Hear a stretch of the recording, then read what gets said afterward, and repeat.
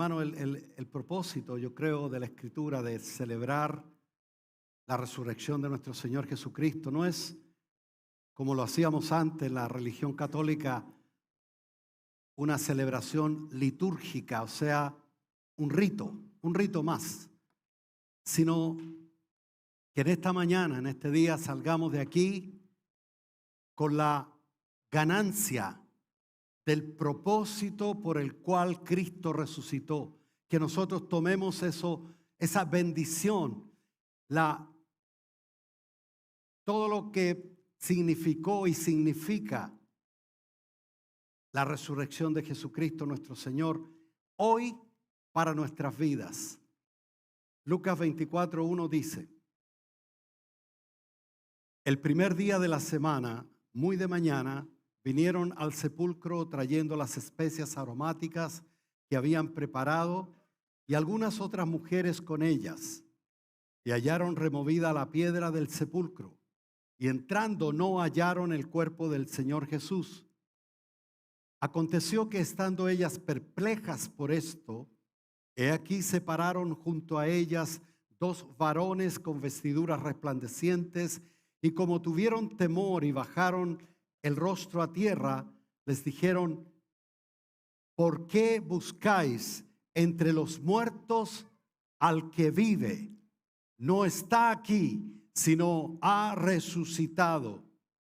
Acordaos de lo que os habló cuando aún estaba en Galilea, diciendo: es necesario que el Hijo del Hombre sea entregado en manos de los hombres pecadores y que sea crucificado y resucite al tercer día. Entonces ellas se acordaron de sus palabras y volviendo del sepulcro dieron nuevas de todas estas cosas a los 11, a los apóstoles, y a todos los demás. Eran María Magdalena y Juana y María, madre de Jacobo, y las demás con ellas, quienes dijeron estas cosas a los apóstoles. Mas a ellos les parecía locura. Fíjate bien, a ellos, a los que estaban ahí, los discípulos y los apóstoles, les parecía locura las palabras de ellas y no las creían. Y aquí hay un pero. Cuando hay un pero, fíjese muy bien, porque hay algo bien tremendo que quiere decir la palabra. Pero, ellos no creían, pero levantándose Pedro, corrió al sepulcro y cuando miró adentro vio los lienzos solos y se fue a casa maravillándose de lo que había sucedido. Esta es una palabra, o sea, un recuento, parte de un recuento. Los evangelios hablan de esto, pero es un recuento para que nosotros veamos el suceso, como más o menos fue, pero hay algo principal en todo esto. Jesucristo nuestro Señor está vivo, vive y está ahora mismo, y lo recalco, sentado a la diestra del Padre. Un día le preguntaron a un hombre musulmán que había dejado el Islam, su religión, y se había convertido al cristianismo. Y le preguntaron: ¿por qué dejaste el Islam y te pasaste al cristianismo? Y él le respondió un ejemplo y le dijo: mira, imagínate que vas caminando por un camino y de repente el camino se abre en dos y tú no sabes por cuál de los dos seguir, pero ves a la orilla del camino dos personas. Una está de pie, viva, y la otra está muerta. Y él mismo le preguntó al que le hizo la primera pregunta.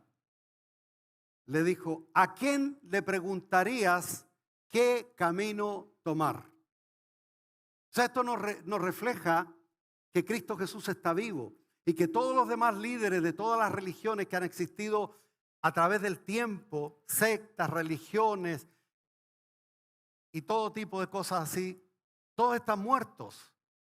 Sin embargo, nuestro Señor Jesucristo vive y vive para siempre. Gloria al Señor.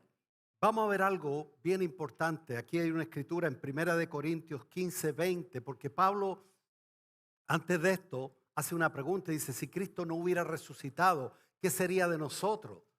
Vana sería nuestra fe, etcétera. Y en el verso 20 de capítulo 15 de 1 Corintios dice, mas ahora Cristo ha resucitado de los muertos, primicia de los que durmieron es hecho, porque por cuanto la muerte entró por un hombre, Adán, también por un hombre, Jesucristo, como hombre, la resurrección de los muertos, porque así como en Adán todos mueren, todos están condenados, también en Cristo todos serán vivificados. Lo primero que nosotros vemos de la obra de nuestro Señor Jesucristo al venir a la tierra, de acuerdo a las palabras también cuando lo ve Juan el Bautista, lo ve venir en Juan capítulo 1, verso 29, y dice, al siguiente día vio Juan a Jesús que venía a él y dijo, he aquí el Cordero de Dios que quita el pecado del mundo. Así, de esa manera vino nuestro Señor Jesucristo, como un cordero. Por eso los que quisieron, decíamos el domingo pasado, los que quisieron hacerlo rey y todo, se desencantaron con él. Se desencantaron totalmente porque no vieron veían en él un líder tremendo, quisieron hacerlo rey, pero él no se dejó, porque no era el propósito. Él es rey, él es el rey del universo. Y leíamos en el capítulo 19 de Apocalipsis cómo él se va a manifestar de una manera tan gloriosa que nuestro entendimiento no alcanza a vislumbrar esa gloria, porque no está en nuestro recuerdo, no está en nuestro conocimiento tal gloria. Hemos visto la gloria, tú sabes, de los elementos, de la creación y todo, pero esto es solamente la gloria de su creación, pero no hemos visto su propia gloria. En Isaías, 700 años antes de Cristo, en Isaías capítulo 53, en el verso 7, dice lo siguiente acerca de él, de Jesucristo. Angustiado él y afligido, no abrió su boca. Como cordero fue llevado al matadero. O sea, como un cordero. Y un cordero, tú sabes que es uno de los animales más mansos, que tú lo agarras de una oreja y lo lleva y se va a dejar. Él lo reclama. Bueno, así tipificó el Señor su venida, como un cordero. Dice, enmudeció y no abrió su boca. Bendito el nombre del Señor. Entonces, hermano, cuando Jesucristo murió en la cruz, la redención tenía una parte aquí en la tierra que es Él como cordero, y al morir el Señor, el velo del templo se rasgó, hay ahora acceso directo al Padre y más aún, nuestros pecados fueron perdonados. Amén. Pero hay un problema, porque si tú limpias a alguien, lo pones nuevecito, ¿qué va a pasar después? Naturalmente se va a tener que ensuciar.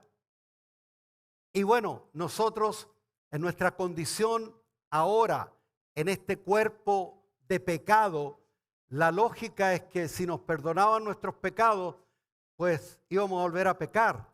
Sin embargo, hay algo que el Señor hizo muy importante. Y lo vamos a ver ahora porque la pregunta es ¿para qué? Si Él murió, podía haberse ido al cielo gloriosamente y ya, y nos olvidamos del Señor hasta que Él venga. No, había algo que Él tenía que hacer aquí en la tierra, resucitar físicamente. Y la pregunta es ¿para qué? ¿Para qué resucitó el Señor? Aparte de haber sido hecho hombre, Jesucristo es Dios. Él era 100% hombre, 100% Dios. Entonces, por lógica, la tumba no lo pudo retener. La Escritura dice que la paga del pecado es muerte. Él pagó por los pecados, ya dio su sangre hasta la última gota. Por lo tanto, no había relación de Cristo con el pecado. Él fue hecho pecado por nosotros en la cruz. Pero ya en ese momento Él había expiado hasta la última gota de su sangre. Y con la sangre de Cristo, esa expiación que Él hizo, nuestros pecados fueron perdonados. Pero la tumba no lo podía resistir ahí.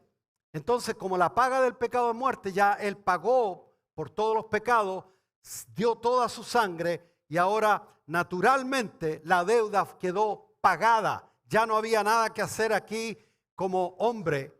Entonces el Señor dice aquí la palabra en Romanos capítulo 1, versículo 3, para que veamos un poquitito sobre su naturaleza, lo que había dentro de Él, de haberse encarnado en una virgen para venir a vivir aquí esos años, morir y resucitar. Dice aquí Romanos 1:3, acerca de su Hijo, nuestro Señor Jesucristo, que era del linaje de David, según la carne, fíjate bien, que fue declarado Hijo de Dios con poder, según el Espíritu de santidad, el Espíritu divino que había en Él, por la resurrección de los muertos. O sea, la santidad que había en Cristo Jesús no podía permitir quedarse ahí tirado en una tumba. Él por eso resucitó. Entonces nuestra esperanza está basada primero en que Jesucristo murió para perdón de nuestros pecados, pero también que resucitó. Y vamos a ver cuál es el motivo principal por el que el Señor resucitó. Y lo vamos a ver en Romanos 4:25. Romanos 4:25 es el verso clave que explica el motivo para el cual Jesucristo resucitó. Porque dijimos, nosotros, somos reconciliados con Dios, el velo del templo se rasgó, pero nosotros personalmente, con esta naturaleza de pecado, no podemos tener relación con Dios. Se necesitaba un elemento más que perdonarnos nuestros pecados. Fíjate bien. Y es lo que dice aquí Romanos 4:25. Jesucristo fue entregado por nuestras transgresiones, o sea, por nuestros pecados, y resucitado para nuestra justificación. Son dos cosas diferentes. Perdón de pecados.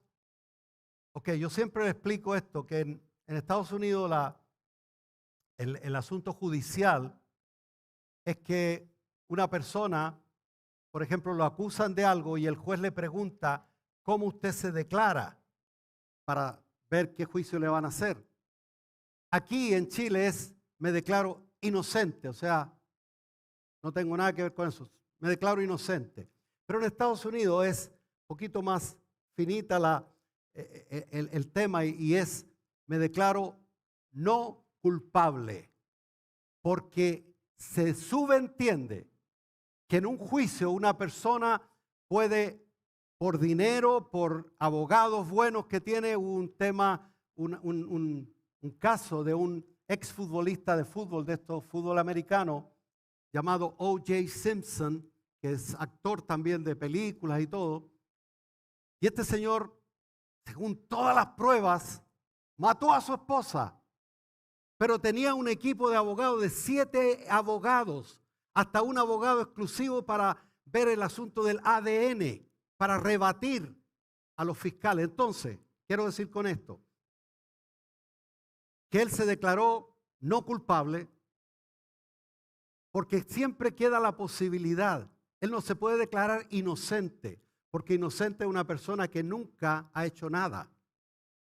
Sin embargo, una persona no culpable es que, sin embargo, no le pillaron, no lo pudieron acusar, no lo pudieron condenar, por lo tanto sale libre como no culpable. Nunca ya sale como inocente, porque se subentiende que podría, como en ese caso y otros casos más, podría esta persona, por buenos abogados o por falla de los fiscales salir libre. Pero aquí el tema de que la justificación no es justificarte y decir, bueno, ya, si el pobrecito. No, no, no, no, no. Justificar significa ser declarado justo. Justo. Imagínate tú y yo, justos, sin pecado, inocente de pecado. Nunca ha pecado. Pero si todos hemos pecado, dice la Escritura, y estamos destituidos de la gloria de Dios. Sí, pero en Jesucristo, cuando tú vienes al Señor, Él no solamente perdona tus pecados, sino te justifica delante del Padre. Porque perdón de pecados y todo, perdonados los pecados, no podríamos tener relación, no podríamos relacionarnos, ni menos llamarle Padre al Dios que es santo, santo, santo, y nosotros pecadores, 100 veces pecadores. Entonces, para poder tener esa, no solamente venir a perdonar nuestros pecados, repito lo mismo, para que veamos la diferencia, sino el hecho de que ahora nos podemos relacionar, podemos ahora ser llamados y ser hechos hijos de Dios. Dice, a todos los que le recibieron, a los que creen en su nombre, Dios lo declara hijo de Dios. Venimos a ser hechos hijos de Dios, los cuales no son engendrados de carne, ni de sangre, ni de varón, sino de Dios. O sea, Dios te ve, si te ve en Cristo, te ve inocente. Por eso estar en Cristo es nuestra salvación. No tener una religión, porque la religión no lleva para ninguna parte. Te puede asegurar un buen responso en el cementerio, eso te puede hacer. La religión te puede acompañar solamente hasta el cementerio. Pero Cristo Jesús te va a acompañar cuando venga el juicio, porque una vez le he dado morir al hombre y luego juicio. Él es nuestro abogado delante del Padre. Él es la propiciación por nuestros pecados. Bendito el nombre del Señor. Gloria a Dios para siempre. Aleluya. Entonces, hermanos, Jesucristo no solamente fue el Cordero de Dios. Él hizo otra cosa que era necesaria hacer. Él fue nuestro sumo sacerdote. Vamos a leer una escritura porque es importante que sepamos legalmente lo que dice la palabra de Dios acerca de la redención completa. Hebreos capítulo 9, versículo 24. Porque no entró Cristo en el santuario hecho de mano, figura del verdadero. O sea, en el templo donde estaba el atrio, el lugar santo, el lugar santísimo, sino que dice figura del verdadero, sino en el cielo. O sea, Cristo Jesús no fue al templo a expiar, a presentarse con su sangre como lo hacía el sumo sacerdote. Dice, sino al cielo mismo, para presentarse ahora, y escucha esto, por nosotros. Él no se presentó por él mismo.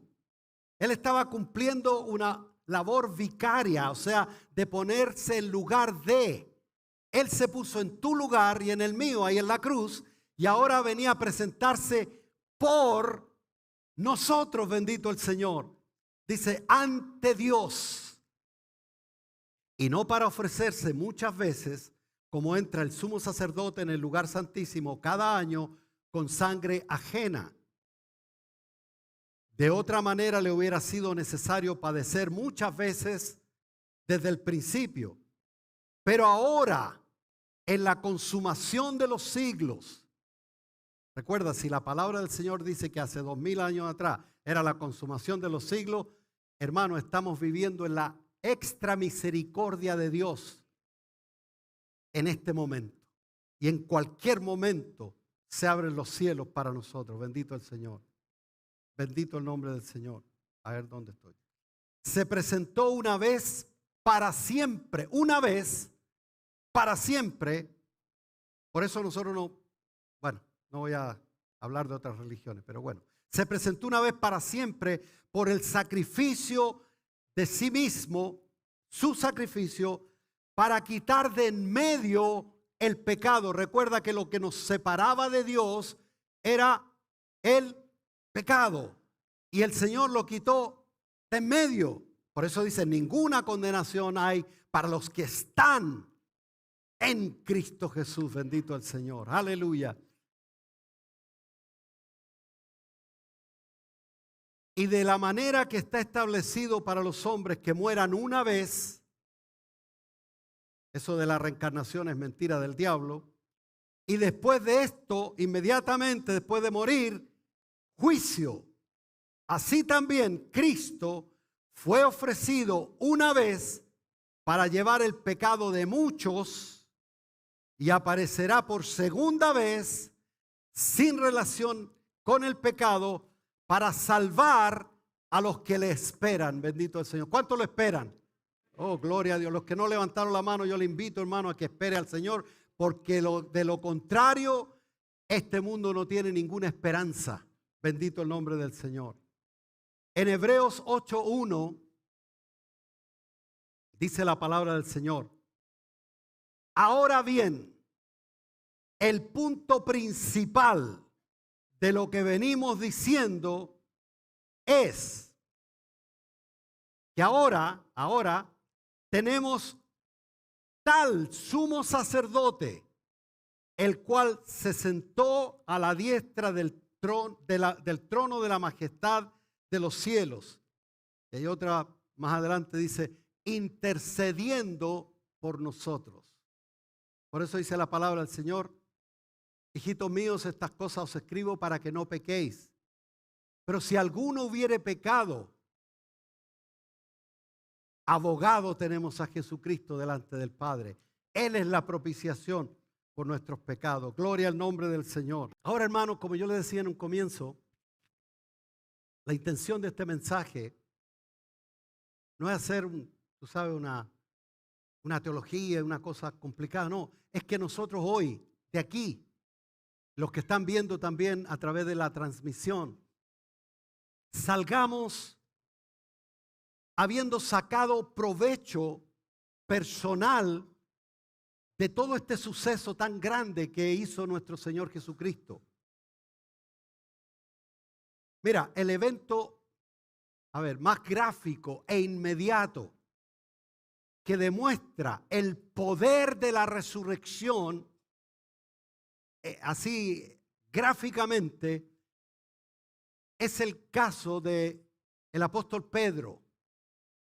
Recuerda una cosita, vamos a ver un poquito acerca de lo que Jesús le dijo a él cuando Pedro le dijo, yo iré contigo hasta la muerte. Bueno, en Mateo 26:34 dice, Jesús le dijo, Mateo 26:34, Jesús le dijo, de cierto te digo, que esta noche antes que el gallo cante, me negarás 3 veces. Ok. En Lucas 22:61 vemos un poquito acerca de esto, cómo fue. Entonces, vuelto el Señor, miró a Pedro y Pedro se acordó de la palabra del Señor que le había dicho.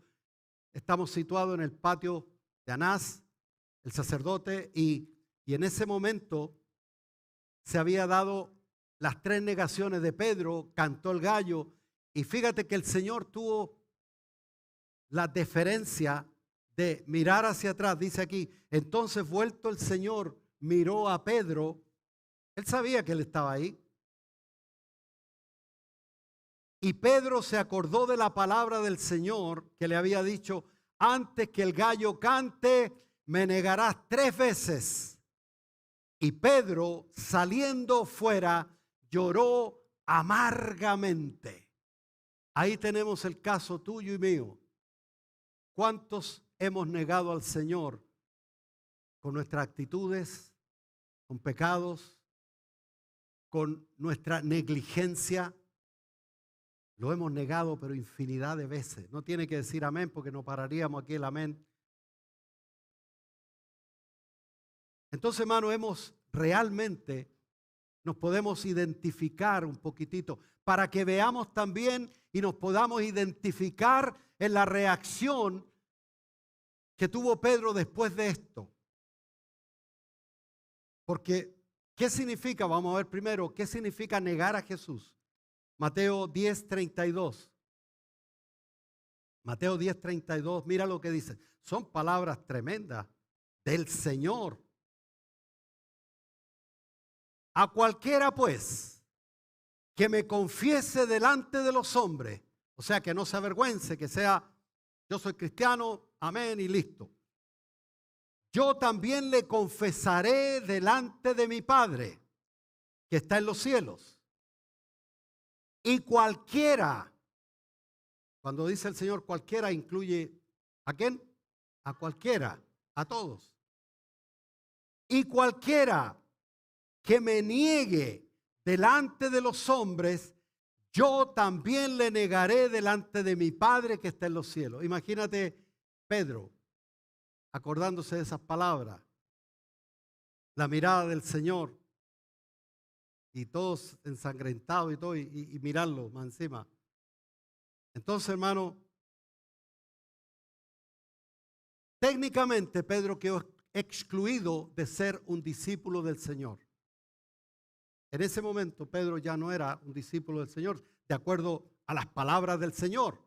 O podría haber sido seguido en una religión, pero nunca ser confesado delante del Padre.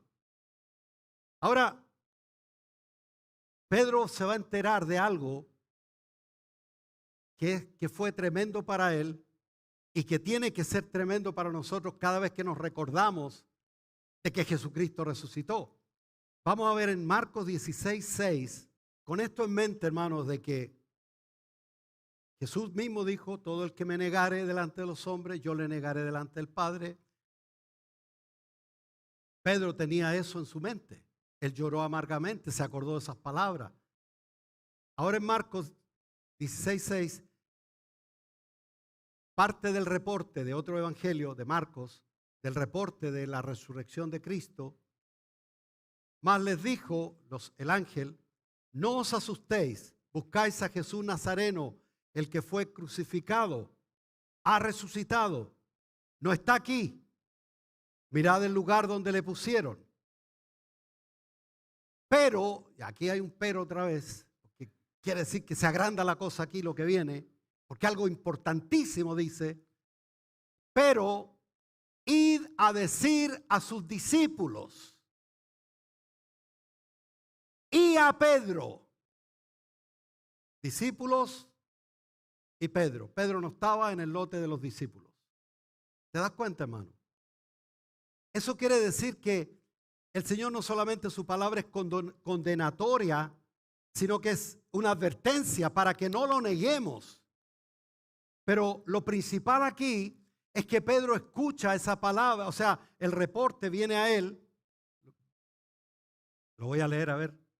Sí, bueno, ahorita lo leemos en Juan, porque los 4 evangelios hablan del evento tan importantísimo de su resurrección.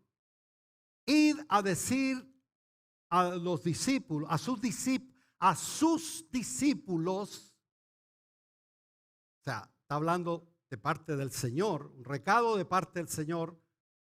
Díganle a mis discípulos y a Pedro, que no es mi discípulo, pero díganle también que va delante de vosotros a Galilea, allí le veréis como él dijo. Ahora, ¿qué pasó con esta noticia? Porque la noticia tuvo que llegar a Pedro. Oye, el Señor les manda a decir por el ángel que les diga a todos ustedes y a ti, Pedro, especialmente te nombró a ti. Tú sabes, el Señor se duele cuando nosotros pecamos y todo, pero si tú eres hijo, si tú eres un discípulo del Señor, tú tienes la oportunidad con esta resurrección tremenda que hizo el Señor, esta obra de ser el Cordero y ser el sumo sacerdote que traspasó los cielos, de tener la oportunidad de reconciliarnos con Dios. Porque el que peca sin tener al Señor, lo hacíamos como si nada, como comer pancito así, como nada, y después maquinábamos el próximo pecado. Sin embargo, y lo pongo esto así, hermano, para que escudriñemos nuestros corazones. Si nosotros pecamos y no nos da nada, o sí, me duele un poquitito haberlo hecho, pero no fue para tanto, y empezamos a justificar, quiere decir, hermano, que te alarmes si eres un cristiano, porque te estás deslizando, te estás apartando y estás, tú sabes, contristando al Espíritu Santo y te estás apartando del Señor, y eso es terrible. Bueno, Pedro recibe la noticia y en Juan capítulo 20 vamos a ver algo, y yo quiero que ustedes se lo pinten en su mente, quiero que se lo imaginen, hermano. Y salieron, después de la noticia, llegó la noticia, estaban todos los discípulos, ¿y quiénes salieron? Corriendo 2 personas, Juan y Pedro. Dice aquí, y salieron Pedro y el otro discípulo. Juan es el que escribe el Evangelio de Juan y nunca de él se hablaba en primera persona. Él decía al que amaba a Jesús, el otro discípulo, como en este caso. Era Juan. Y fueron al sepulcro.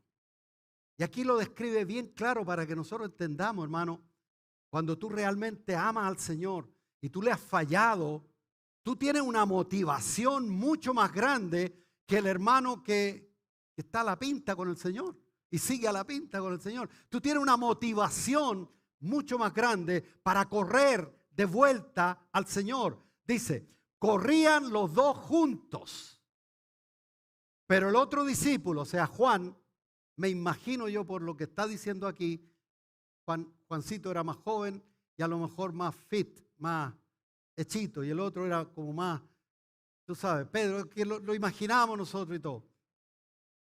Y bajándose a mirar, primero dice,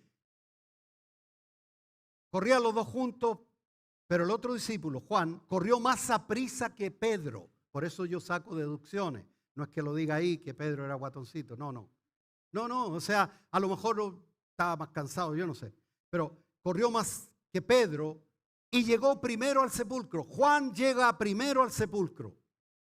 Pero mira lo que el detalle. Y bajándose a mirar,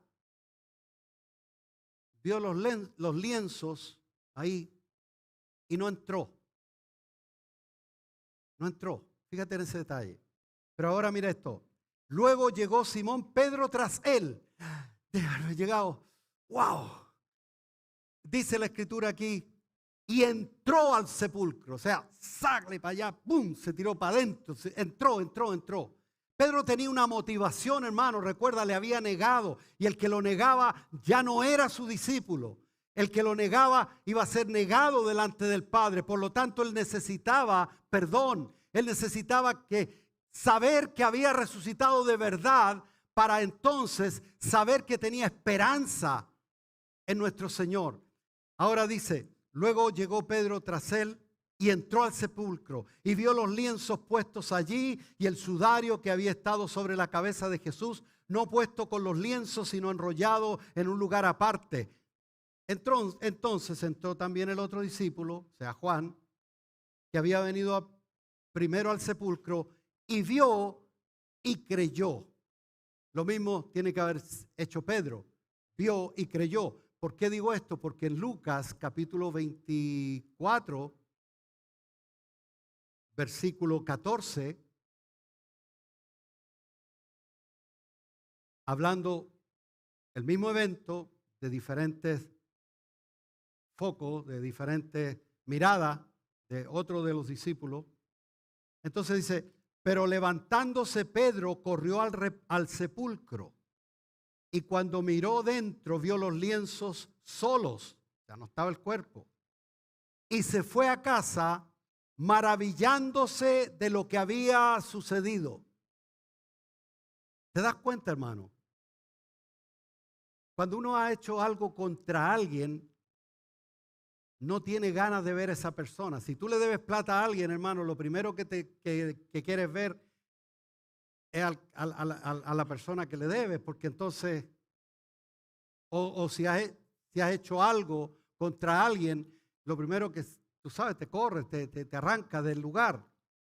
Sin embargo, Pedro quería saber que Cristo había resucitado, porque si Cristo había resucitado y no estaba ahí muerto, quería decir que podía entonces hablar de nuevo con Él. Y sabía el corazón que tiene nuestro Señor Jesucristo. Sabe el corazón tierno, lindo, que Él dice, y Pedro tiene que haber escuchado esas palabras: el que a mí viene no le echo fuera. O sea, sabía Pedro que si Cristo había resucitado, no era vana su esperanza. Tenía una esperanza segura de que Cristo Jesús lo iba a perdonar y que de nuevo lo iba a reintegrar tú sabes, a sus discípulos. Bendito el nombre del Señor. ¿Qué pasó después con Pedro? Fíjate. Después se encuentra en Galilea y todo eso y se junta con el Señor. De hecho, cuando él oyó, o sea, ya el Señor resucitado estaba en Galilea y ellos estaban pescando. Hijitos, ¿tenéis algo de comer? No, no hemos pescado nada. Bueno, tiren la red a la derecha. Pero pescaron muchos peces. Y entonces se dieron cuenta después que el que estaba ahí en la playa pidiéndoles pescado, después estaba ahí y dice, es el Señor. Y el primero que se tira al agua se ciñe, porque tiene que haber estado sin ropa ahí pescando y eso, se ciñó y se tiró al agua. Pedro. Y se encontró con el Señor ahí. Y tú dirás, bueno, ¿y qué pasó, pastor? ¿Qué pasó? Bueno, vamos un poquitito más adelante. Hechos capítulo 2.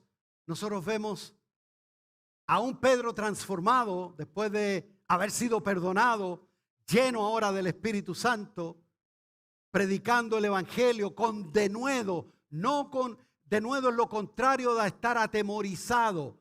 Es lo contrario a tener temor, a no atreverse. Denuedo, tú sabes, boldness, que echado para adelante, así, que dice las cosas, no atrevido, sino una persona que dice lo que tiene que decir en el momento que lo tiene que decir. Y Pedro, en el capítulo 2 de Hechos, predica un sermón delante de la gente y se convirtieron 3,000 personas. Quiere decir que ya estaba perdonado, estaba lleno del Espíritu Santo y era no solamente un discípulo, sino un líder entre los discípulos. Bendito el Señor. Entonces eso es ¿para qué estamos hablando tanto de Pedro? Porque el que tipifica nuestras vidas frente a la resurrección. Por eso nosotros le ponemos tanto énfasis en recordar no solamente la muerte de nuestro Señor con la Santa Cena, sino también su resurrección. Porque Él vive, tú puedes ser perdonado también. Porque Él vive, tú puedes venir al Señor tal como estás. Tal como estás. El Señor dice, el que a mí viene no le echo fuera. Y el Señor dice en su palabra, en Isaías, dice, venid pues estemos a cuenta. Después que primero Isaías dice, en la escritura, el profeta Isaías hablando, diciendo, estoy hastiado de vuestras fiestas, lunas nuevas, días de reposo, sacrificio de animales, etcétera. Hablando por Dios, profetizando, dice, estoy hastiado, Dios hastiado. Pero después, poquito más adelante, el Señor dice en su palabra, venid pues estemos a cuenta.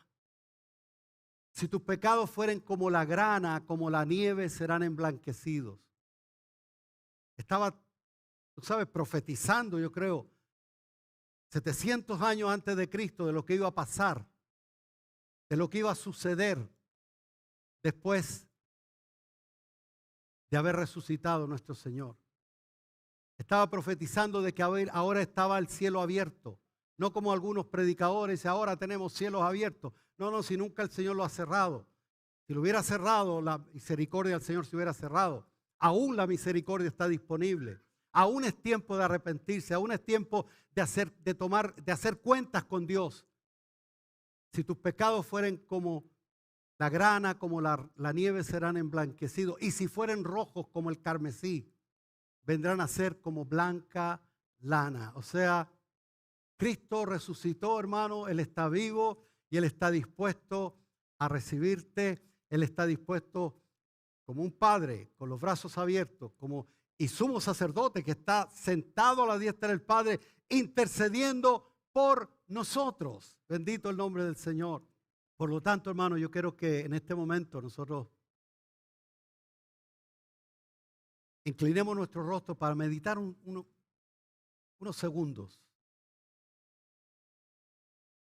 ¿Qué significa para ti que Cristo haya resucitado? Para Pedro fue la vida misma. Para Pedro fue su esperanza, porque todo lo que él había estado con Jesús, él lo había echado por la borda a causa de haberlo negado 3 veces. Pero tú y yo hemos pecado delante del Señor. Hoy es un día de reconciliación con el Señor. No hay pecado tan grande que la sangre de Cristo no pueda cubrir y Dios perdonarte. Vamos luego ahorita a tomar la cena y vamos a considerar lo que el Señor hizo, que Él resucitó, hermano. Está disponible el perdón. Está disponible no solo el perdón, sino la restauración de tu vida, la restauración por ende y por consecuencia de tu matrimonio, de tus finanzas, de todo. Porque todo viene de ahí. Sin el Señor nada podemos hacer. Por lo tanto, este es el momento precioso, hermoso, para reconciliarnos con el Señor. Pedro no esperó, salió corriendo, hermano. Yo no te voy a pedir que salgas corriendo porque el Señor está aquí en todo lugar. Pero consideremos en este momento, hermano, seamos honestos delante del Señor.